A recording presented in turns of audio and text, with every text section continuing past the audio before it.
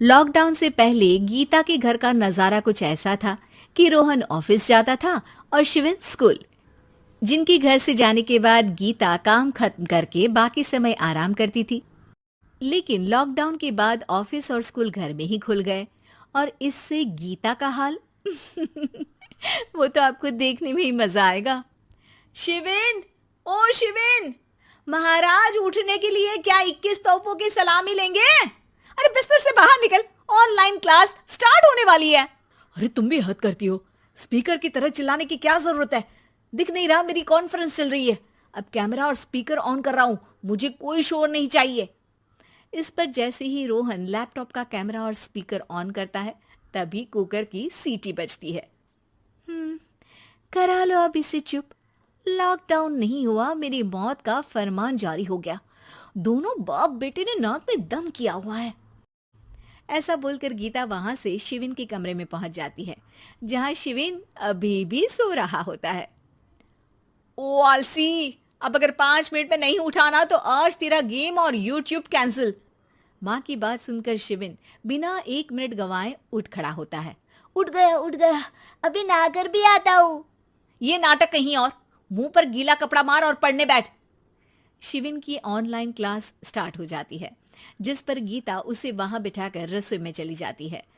थोड़ी देर में उसे कमरे से कुछ आवाज सुनाई देती है, जिसे सुनकर वो कमरे में वापस आती है। हाय राम, तुझे क्लास अटेंड करने के लिए बोला था, कैमरा ऑफ करके बिस्तर पर नाचने के लिए नहीं बोला था। मम्मी मुझे कुछ समझ नहीं आ रहा, आप बाद में पढ़ा देना ना, वैसे भी अटेंडेंस तो लगी गई है। हाँ हाँ बेटा, जरूर बन जा। तू अभी से हम सबका बाप बन जा।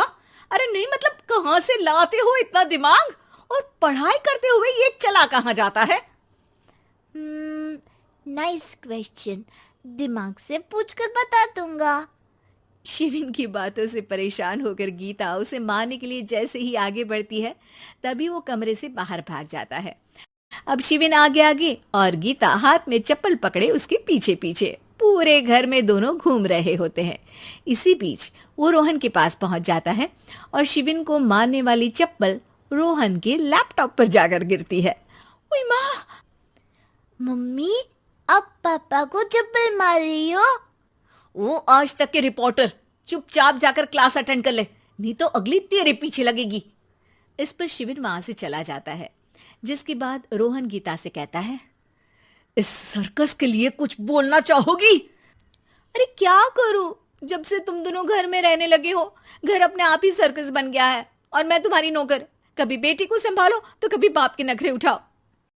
इन्हीं सब उथल पुथल में दिन बीतते रहते हैं, जिसमें हर रोज घर के अंदर कुछ नया सियप्पा खड़ा मिलता है, जो ज्यादातर शिविन और रोहन की ऑनलाइन स्कूल और ऑफिस से रिलेटेड ही होता है।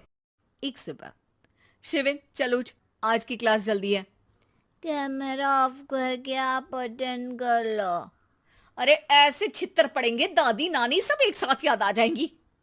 गीता की लाख मशक्कतों के बाद क्लास तो खत्म हो जाती है, लेकिन उसके बाद शिविन फोन इस्तेमाल करते हुए इंस्टाग्राम रील बनाने लगता है। रसोड़े में कौन था? तुम थी, मैं थी, कौन था? कौन था? हाँ, मैं गरीब हूँ, मैं गरीब हूँ। अरे ओ गरीब के बेटे, आजा, मैं बनाती हूँ तुझे गरीब। मैं बताती हूँ रसोड़े में कौन था। पढ़ाई करने बोलो तो इनकी माँ मर जाती है और ये पागलपंतियां जितनी मर्जी करा लो। गीता शिविन को डांट रही होती है, तभी रोहन बीच में बोल पड़ता है।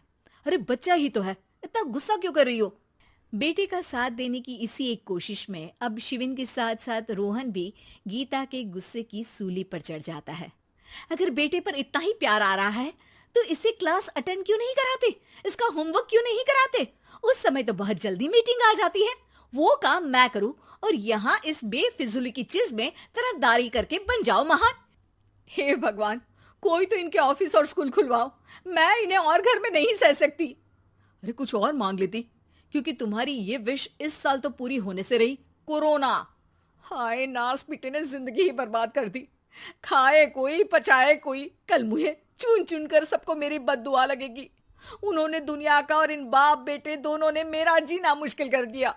गीता वहां से चली जाती है, जिसके बाद रोहन शिविन से कहता है, अरे तुम्हारी मम्मी इतनी भड़की हुई क्यों है? आपकी वजह से पूरा समय घर में रहते हो और उस पर कोई काम कराने की जगह बस ऑर्डर देते रहते हो। अच्छा बेटे, सारा इल्जाम मुझ पर, पूरा दिन तो वो तुम पर ही चिल्लाती है। हाँ, मतलब दोनों का 50-50 है, कुछ करना पड़ेगा। वो कहते ना, make the best out of worst. I have an idea. वैसे तुम्हारी माँ सही कहती है, बहुत जुबान चलाने लगे हो, कम बोला करो। अगली सुबह रोहन और शिविन अपनी गलती को सुधारने के लिए गीता के उठने से पहले घर का आधा काम खत्म कर देते हैं, जिसे देखकर गीता खुश हो जाती है और फिर बाकी बचा काम वो तीनों मिलकर पूरा कर लेते हैं। जिसके बाद अब वो सब मिल बांट कर हर काम में एक दूसरे की मदद करते हुए लॉकडाउन का मजा लेने लगते हैं।